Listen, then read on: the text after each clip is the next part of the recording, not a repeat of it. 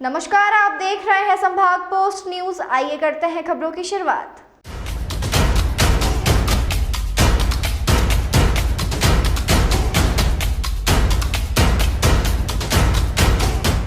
इंदौर में भोपाल की union carbide के कचरे को लेकर जन संवाद कार्यक्रम का आयोजन किया गया। इस कार्यक्रम में इंदौर कमिश्नर दीपक सिंह और इंदौर संभाग के सभी डॉक्टर और प्रबुद्धजन मौजूद रहे।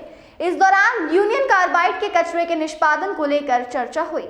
भोपाल के यूनियन कार्बाइड के जहरीले कचरे के निस्तारण के संबंध में बैठक में चर्चा की गई और जनता व डॉक्टर से भी इस कचरे के संबंध में चर्चा की।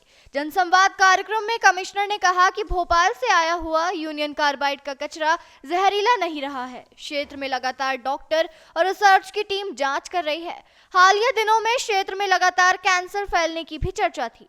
डॉक्टरों द्वारा जो टेस्ट किए गए हैं उसमें पीथमपुर के आसपास के क्षेत्र में कैंसर या अन्य बीमारियों के लक्षण नहीं मिले हैं। गौरतलब है कि 2015 में यूनियन कार्बाइड का कुछ कचरा पीथमपुर स्थित राम की प्लांट में जलाया गया था।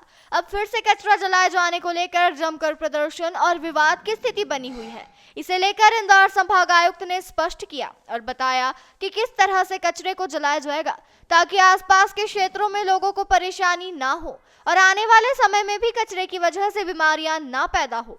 मामले में दीपक सिंह ने कहा कि कचरे के निस्तारण की जो पूरी प्रोसेस होना है उसके वैज्ञानिक पहलुओं पर भी चर्चा की है। इसमें डॉक्टर, साइंटिस्ट, कॉलेज के प्रोफेसर, लेक्चरर तक सभी बातें पहुंचा रहे हैं।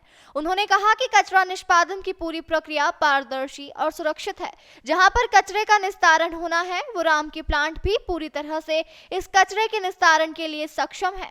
कमिश्नर ने कहा कि जब भी कचरे के निष्पादन की प्रक्रिया होगी तब वो खुद वहां प्लांट में बैठेंगे। जैसे आप जानते हैं कि यूनियन कार्बाइड भोपाल का जो कचरा है वो माननीय उच्च न्यायालय के निर्देश पे उसको पीथमपुर में जो इंडस्ट्रियल वेस्ट डिस्पोजल के लिए जो रैमकी का प्लांट बना हुआ है वहाँ पर 12 कंटेनर्स में लाया गया है। उसको जो उसके निराकरण के लिए, उसके निष्पादन के लिए जो पूरी प्रोसेस होनी है उसको लेके काफ़ी बातें विगत दिनों हुई हैं। हमने उसके जो वैज्ञानिक पहलू हैं, उसकी जो पूरी प्रक्रिया है, उसमें सुरक्षा के क्या उपाय किए गए हैं, इसके बारे में जनसंवाद कायम किया है। उसके प्रेजेंटेशन तैयार किए गए हैं और हमने इसके बारे में विभिन्न डॉक्टर्स, साइंटिस्ट, कॉलेज और स्कूल के जो प्रोफेसर, लेक्चरर्स हैं उनसे बात की है और उनके माध्यम से हम लोग धार, पीथमपुर और इंदौर में जो यहाँ के स्थानीय निवासी हैं, जनप्रतिनिधि हैं, मीडिया के लोग हैं, हमारे साथी हैं, उन तक वो सारी बातें हम पहुँचा रहे हैं।